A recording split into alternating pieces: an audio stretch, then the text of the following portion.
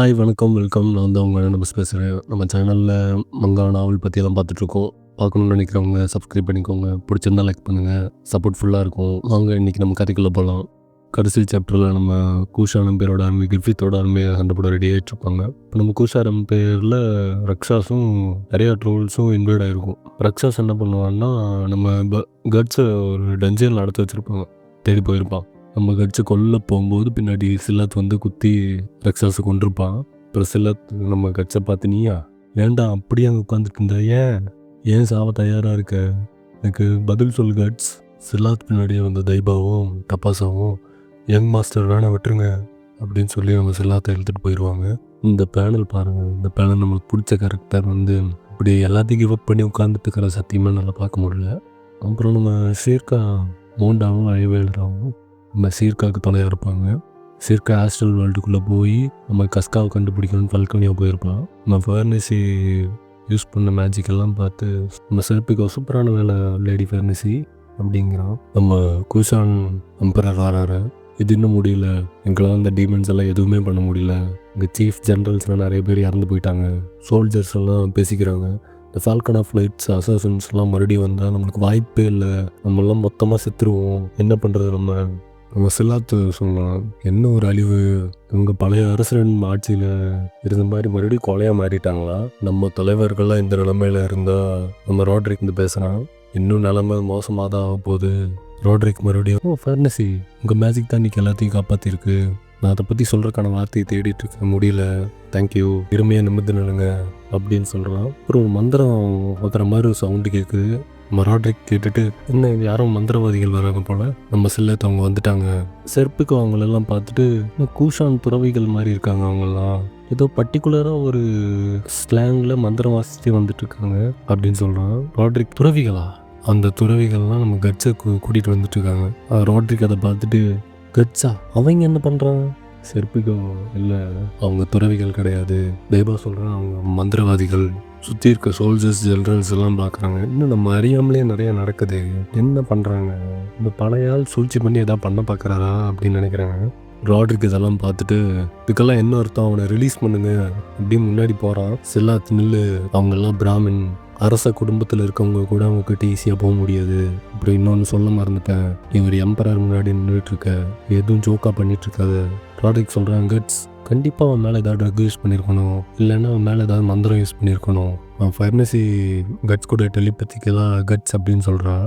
இந்த கட்ஸு கேட்குது. வரனா நம்ம தலைவன் வரா, இசித்ரோ வரா. நிறுத்துங்கடா மனித மிருகங்களே, சின்ன பையா நீ எங்கே வந்து என்ன பேசிகிட்டு இருக்குன்னு தெரியுமா? இசித்ரோ, செட்டாப் கூஷான் எம்பரர், யார் இந்த பையன்? தைபா, அவனை வெளியே தூக்கி போடு. தைபா, நீங்கள் சொன்ன மாதிரியே பண்ணுற அரசர். இசித்ரோ சோல்ஜர்ஸ் எல்லாம் சுற்றி அவனை கட்டி போடுறாங்க. என்னடா பண்ண போகிறீங்க கட்ஸை, சொல்லுங்கடா. இப்போ நம்ம தைபா பேச ஆரம்பிக்கிறாங்க அரசர்கிட்ட.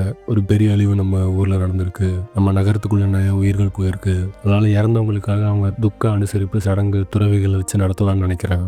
கூஷான் எம்பரர், நான் ஒன்றும் இறக்க மாட்டேன்ல, இங்கே உடல்களை தகனம் செஞ்சுருங்க. ஆனால் தைபா, யார் இந்த ஒத்த கை ஒத்த கண் மனுஷன்? கண்டிப்பாக அவன் துறவி கிடையாது.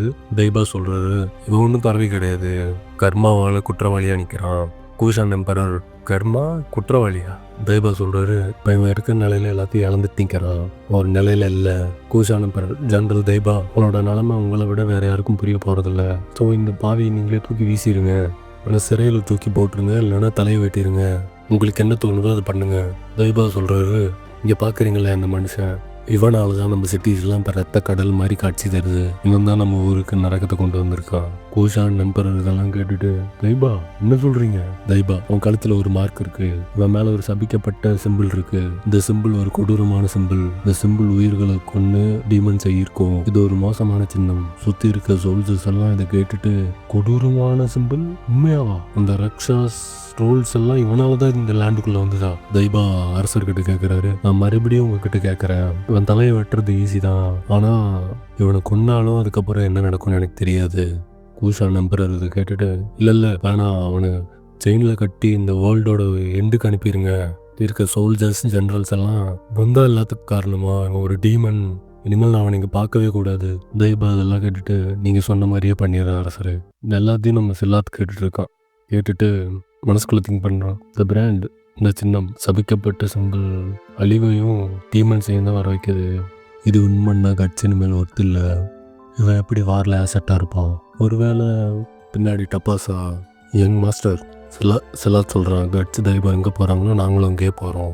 ஜென்ரல் சீஃபெல்லாம் பார்த்து முறைக்கிறானுங்க. அப்புறம் நம்ம ஷீர்காவை காமிப்பாங்க. மோல்டாவும் இவேல்றாவும் தான் கூட துணைக்கிருப்பாங்க. என்னடா இங்கே இவ்வளோ அம்மளி தும்மளி நடக்குது, இப்படி செத்த மாதிரி தூங்கிட்டு இருக்கா அப்படின்னு மோல்டா நினச்சிட்டு இருப்பா. எல்டர்ஸ் எல்லாம் மோல்டா கிட்ட கேட்பாங்க. அப்புறம் மோல்டா, இப்போ டின்னர் இப்போ தான் நீங்கள் சாப்பிட்டீங்க. அப்படியா, இப்போ தான் சாப்பிட்டானா. அப்புறம் நம்ம கட்சை கூஷான் எம்பையர்லேருந்து வெளியே அனுப்பி அந்த மந்திரவாதிகள்லாம் ஒரு இடத்துக்கு கூட்டிகிட்டு போயிட்டு இருப்பாங்க. பின்னாடி சூத்ரவும் பின்னாடியே ஃபாலோ பண்ணிட்டு வந்துட்டு இருப்பான். கூஷான் எம்பையர்லேருந்து ரொம்ப தூரம் வந்துட்டாங்க. தைபா ஒரு லுக்குடுவார் கட்சை பார்த்து கடைசி பேனல். நம்ம பக்கு சுத்ரோ அசாம் 3 பேரும் உங்களை ஃபாலோ பண்ணிட்டு வந்துட்டு இருப்பாங்க. மெசுத்ரோ சொல்லுவான், இவ்வளோ இருட்லேயே எப்படா கரெக்டாக அவங்க பாதத்தை வச்சு போகிறாங்க. கூஷான் சோல்ஜர்ஸ்லாம் கொஞ்சம் பயத்திலே வருவானுங்க. இந்த மந்திரவாதிகளும் மந்திரம் ஊதிட்டே வருவானுங்க. பின்னாடி கட்சை தள்ளுவானுங்க கோல்சர்ஸ் எல்லாம். அப்புறம் நம்ம சிலாத்தை காட்டுவாங்க. கூட இருக்க டபாசாஸ் யங் மாஸ்டர், இதுக்கப்புறம் இருக்க வழியில் உயர் மந்திரவாதிகள் மட்டும்தான் போக முடியும்னு நான் கேள்விப்பட்டிருக்கேன். நம்ம என்ன பண்ணலாம், திரும்ப போயிடலாமா பேய்.